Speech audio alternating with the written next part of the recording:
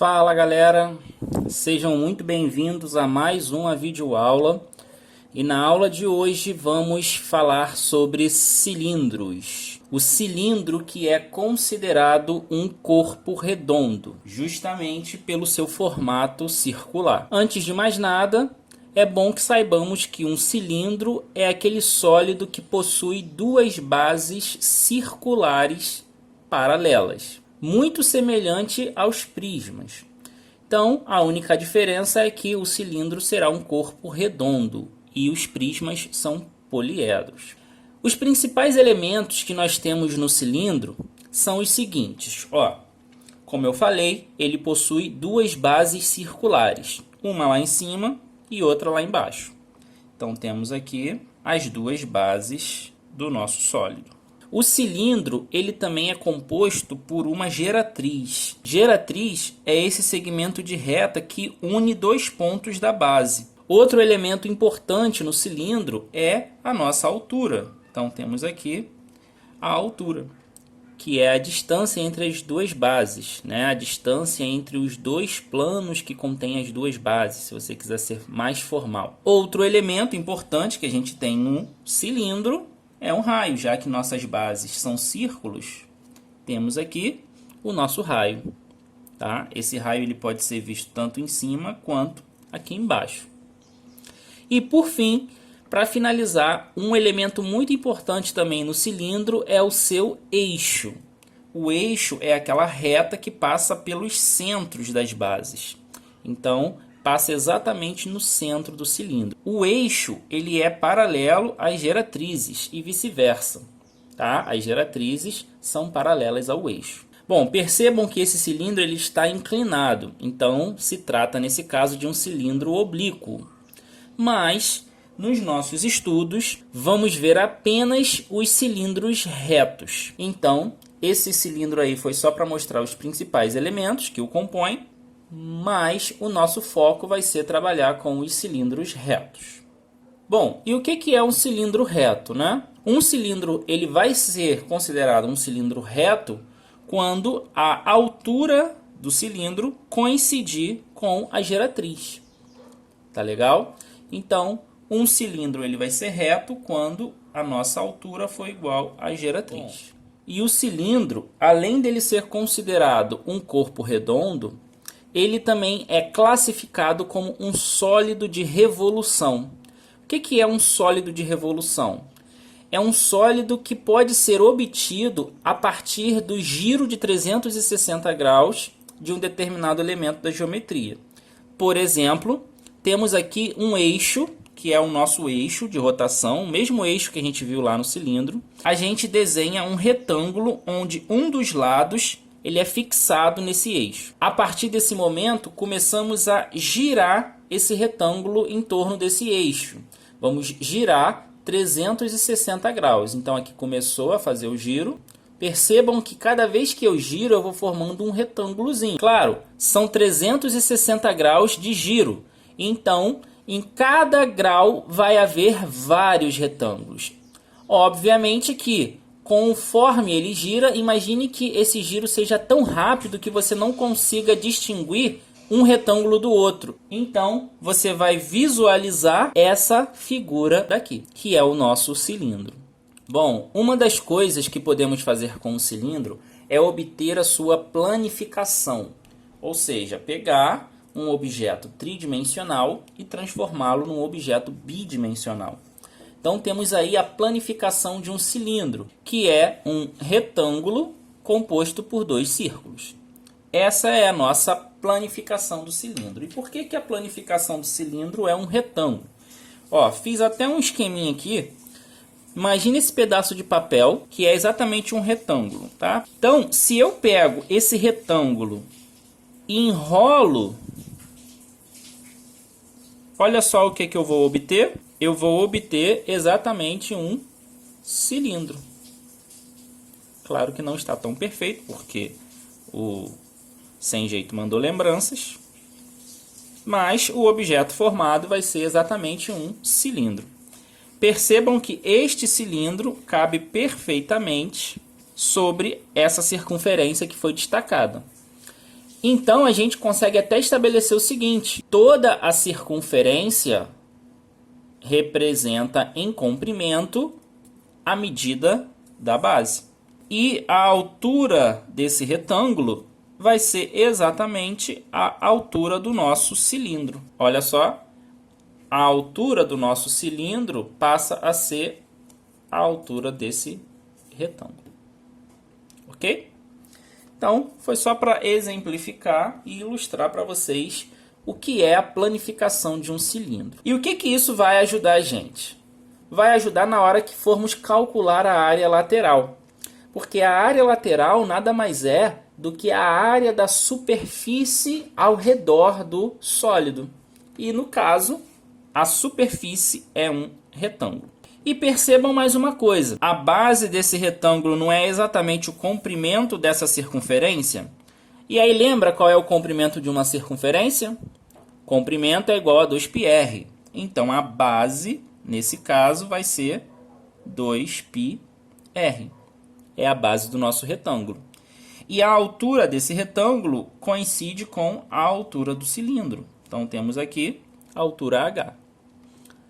Lembram como é que se faz a área de um retângulo? Base vezes altura? Que substituindo vai ser 2πr vezes h. Essa é a área do nosso retângulo. E mais, a gente vai dizer que essa é a área lateral do nosso cilindro. Tá ok? Bom, a partir daí, temos algumas fórmulas a considerar. A área da base, lembre-se que a base é um círculo, então a área da base vai ser representada pela área do círculo, que é πr ao quadrado. A área lateral, como a gente acabou de ver, é a área do retângulo que forma o cilindro, que é 2πr vezes h, ou seja, 2πrh. Lembra que o 2πr é a base do retângulo, que é o comprimento do círculo, e h é a altura do cilindro, que também é a altura do retângulo. Temos também a área total, ela vai ser dada pela soma da área lateral com as duas áreas da base. E nosso volume, todo sólido que possui duas bases, o volume a gente já viu, que é área da base vezes altura. Agora, um conceito muito importante também estudado é a secção meridiana ou seção meridiana. Se você tivesse que resumir seção meridiana, você resumiria em uma palavrinha: a palavra retângulo. Uma seção meridiana do cilindro nada mais é do que um retângulo. Tá, mas e onde que a gente vai encontrar esse retângulo no cilindro? A gente vai encontrar esse retângulo quando pegarmos um plano e esse plano cortar o cilindro passando exatamente aqui pelo meio, pelo eixo. E a gente vai cortar esse cilindro com um plano de modo que ele fique dessa maneira. Então ficou uma banda do cilindro. E aí, nessa banda, a gente observa o quê? Essa partezinha em vermelho é um retângulo. Então temos aí o nosso retângulo. E esse retângulo, percebam que ele vai ter a base dele medindo 2 R's, porque cada pedacinho desse vale R. E a altura desse retângulo vai ser exatamente a altura do cilindro. Então, o que é uma seção meridiana? É um retângulo que possui base sendo 2 R's e altura sendo a própria altura do cilindro. E para fechar, vamos ver uma consequência imediata da seção meridiana, que é quando se forma um cilindro equilátero. Quando falamos em cilindros equiláteros, estamos nos referindo àquele cilindro cuja seção meridiana, em vez de ser um retângulo, vai ser um quadrado. Claro, todo quadrado é um retângulo, mas vocês entenderam, né?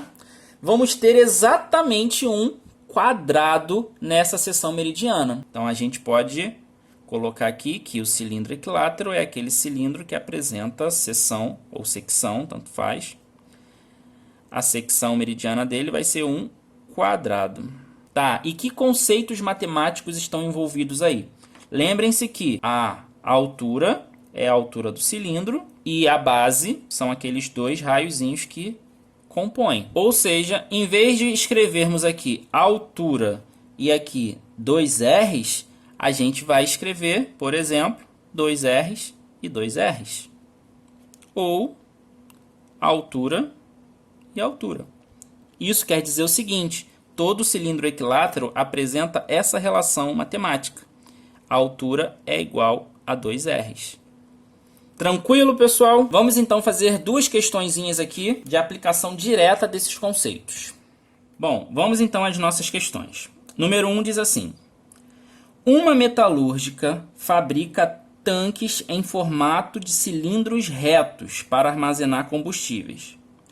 Um desses reservatórios tem área lateral de 5 π metros quadrados e o seu volume possui a capacidade de 10 π metros cúbicos. Nessas condições, é correto afirmar que a medida do raio da base desse reservatório é... Vamos então agora identificar os pontos importantes desse problema. Falou-se em cilindros retos. Perfeito, é o tipo de cilindro que a gente trabalha. Falou-se também o seguinte: área lateral, 5 π metros quadrados. Prosseguindo, volume vale 10 π metros cúbicos. E a partir dessas informações, ele quer obter a medida do raio. Então vamos colocar aqui o que ele quer: o raio. Vamos lá então. Me deu duas informações aqui sobre a área lateral e o volume. Sobre essas informações, o que eu sei? Bom, eu sei que a área lateral é dada por essa fórmula: 2πr, que é o comprimento do círculo, vezes a altura, né? Lembra daquele retângulozinho lá. Ok, ele me disse que a área lateral vale 5 π metros quadrados, mas eu sei que a área lateral é representada por essa fórmula. Então, se a área lateral representa essas duas coisas, eu posso muito bem pegar essas duas coisas e igualar. E é o que vamos fazer. Então, nós temos o seguinte: 2πrh daqui é igual a 5π daqui. Bom, continha que eu posso fazer aqui, ó, cortar o π com π. Vamos ter RH igual a 5 sobre 2. Bom, e aí? Qual dessas letras eu vou isolar? Vamos aguardar um pouquinho? Vamos deixar esse resultado aqui quietinho por enquanto. E vamos usar outra informação, o volume. O volume é 10 π metros cúbicos. Mas espera aí, qual é a fórmula do volume? Volume é igual à área da base vezes a altura. Então, já que o volume é a área da base vezes a altura e o volume também é 10 π metros cúbicos, eu vou pegar a área da base vezes a altura e igualar a 10 π. E a gente vai ter o seguinte resultado: a área da base vezes a altura igual a 10 π. Não bota o metro cúbico, tá? Para no π. Bom, a área da base de um cilindro é o πr ao quadrado, porque é um círculo. A altura desse cilindro a gente não sabe, então deixa h. Igual a 10 π. Novamente eu posso cortar. π corta com π. E sobrou r ao quadrado h igual a 10. Em posse desses dois resultados, como eu quero calcular o valor do raio, eu vou isolar aqui e aqui o valor de h. Sendo assim, eu vou ter h igual a 5 sobre 2, esse r vai vir multiplicando 2, então 5 sobre 2 r's. Isolando o h aqui, a gente vai ter 10 sobre r ao quadrado. E o mesmo esquema a gente pode usar aqui, ó, por comparação, h vale 5 sobre 2 r's e h vale 10 sobre r ao quadrado. Então, se h vale essas duas coisas simultaneamente, é porque essas duas coisas são iguais. E se elas são iguais, olha só o que a gente tem. 5 sobre 2 r's é igual a 10 sobre r ao quadrado. Multiplicando cruzado, a gente tem o seguinte: 5r ao quadrado igual a 20 r's. Presta atenção numa coisa, r ao quadrado é r vezes r, né? Então, se eu coloco r vezes r igual a 20r, eu posso pegar um r daqui e cortar com outro r de lá. Então, eu vou ter que 5r é igual a 20, logo 20 dividido para 5 dá 4. Descobrimos o nosso valor de r. Qual é a unidade que está faltando aí? 4 o quê? 4 metros, né? Eu trabalhei com metro quadrado, metro cúbico. Estou trabalhando com metro, então a resposta é em metros. O raio vale 4 metros. E aí você vai falar o que para mim? Gabarito, letra? Cuidado, não é a letra E. É uma pegadinha que muita gente costuma cair, tá? Ó, vejam bem, a letra E está dizendo que é 4 pi metros. A resposta que a gente encontrou foi apenas 4 metros. Então, não pode ser a letra E. Lembra que π, aproximadamente 3,14, vamos botar 3. 4 vezes 3, 12. 4π representa aproximadamente 12 metros. Então, ó, fique esperto. 4 metros que deu a resposta. Então, qual seria a alternativa? 4 metros, ó, percebam que eu tenho outras unidades. Metro, centímetro, decímetro. É só você lembrar que 4 metros equivale a 40 decímetros. Ah, Alexandre, como é que eu sei isso? Você sabe isso fazendo aquela retinha das unidades. Você tem lá metro, decímetro, centímetro, milímetro. Lembra, se você está em metro, para chegar em decímetro, você anda uma casinha. Então, você tinha 4 metros. Andou uma casinha, botou um zero, 40 decímetros. Se você quisesse chegar em centímetros, botaria 2 zeros, 400 centímetros. Milímetros, botaria mais outro zero. 4.000 milímetros equivalem a 4 metros. Tranquilo? Então, nosso gabarito, letra D. Por fim, vamos à nossa última questão da nossa aula, que diz assim: um posto de combustíveis abastece mensalmente seu reservatório cilíndrico subterrâneo, cujas medidas estão indicadas no esquema a seguir. Então, temos aí um cilindro. Percebam que esse cilindro está deitado. Então, aqui nós temos a altura do cilindro, que vale 5. E aqui nós temos o diâmetro da base do cilindro, que vale 3 metros. Então, de cara, já podemos dizer que o raio desse cilindro é 1,5 metro. Certo? Então, a gente anota aqui, ó, a altura do cilindro, 5 metros, e o raio, 1,5 metro. Prosseguindo. Considerando que o reservatório esteja vazio e que será abastecido com 80% de sua capacidade por um caminhão-tanque, a uma vazão de 10 litros por segundo, em aproximadamente quantos minutos o reservatório será abastecido? Considere π igual a 3,14. Bom, está falando de capacidade. Capacidade é volume.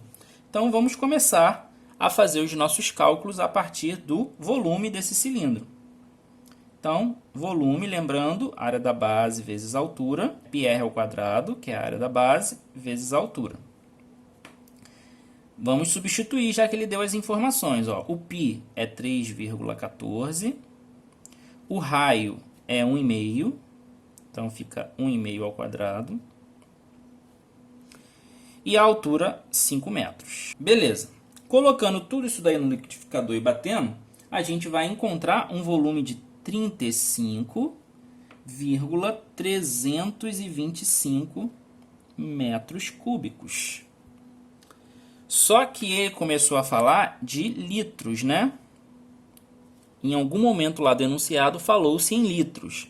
E a gente sabe que a unidade de volume se relaciona com a unidade de capacidade. Como? 1 decímetro cúbico é igual a 1 litro. Então, vamos pegar esse metro cúbico, ó, metro cúbico, decímetro cúbico, centímetro cúbico, milímetro cúbico. Eu tenho aqui 35,325 metros cúbicos. Eu quero achar essa medida em litros. É só eu andar uma casinha para chegar em decímetros cúbicos, porque o decímetros cúbicos representa litros. Certo? E quando você anda uma casinha na unidade de volume, uma casinha equivale a 3 pulos. Então, essa vírgula sai daqui e anda 3 casas. Moral da história, temos aqui 35.325 decímetros cúbicos. E decímetros cúbicos é a mesma coisa que litros. Logo, temos aqui 35.325 litros. Galera, esse é o nosso volume, é a capacidade total desse reservatório cilíndrico subterrâneo. Só que percebam que no enunciado ele falou que esse reservatório ele vai ser abastecido com 80% da sua capacidade, ou seja, 80% desse volume aqui. Então, vamos abastecê-lo com 80%. Vamos calcular aqui, 80% de 35.325 litros. 80% disso daqui, se você fizer o cálculo, você vai chegar ao valor de 28.260 litros. É só você pegar 80%, que é 0,8, e multiplicar por esse número. Não vou fazer o cálculo aqui para ganhar tempo, mas é um cálculo tranquilo de ser feito. Então, ó, o reservatório ele vai ser abastecido com 28.260 litros. Aí olha a informação que ele fala. O caminhão-tanque que vai abastecer esse reservatório, ele enche esse reservatório 10 litros por segundo. Então vamos fazer uma regrinha de 3. Em 1 segundo foi enchido 10 litros. Eu quero saber em quanto tempo vai ser enchido 28.260 litros. Bom, percebam que as alternativas estão todas em minutos. Se eu trabalhar com segundos aqui, no final eu vou ter que converter para minutos. Então, para eu não precisar fazer isso, eu vou multiplicar rapidamente por 60. Por que 60? Porque 60 segundos equivale a 1 minuto. Só para a minha regra de 3 já ficar na unidade certa. Então, ó, 1 minuto equivale a 60 vezes 10, 600 litros. Em quanto tempo vou encher 28.260 litros? Com essa regrinha de 3, você vai ver que x vai ser igual a 28.260 dividido para 600. Dividindo esse valor, você vai encontrar 47,1 minutos. 47,1 minutos, ó, ele pede aproximadamente 47 minutos, letra C. Beleza? Então, fechamos aí o nosso módulo de cilindros. Espero que vocês tenham entendido. Qualquer dúvida, deixe nos comentários. E é isso aí, a gente se vê na próxima videoaula. Valeu!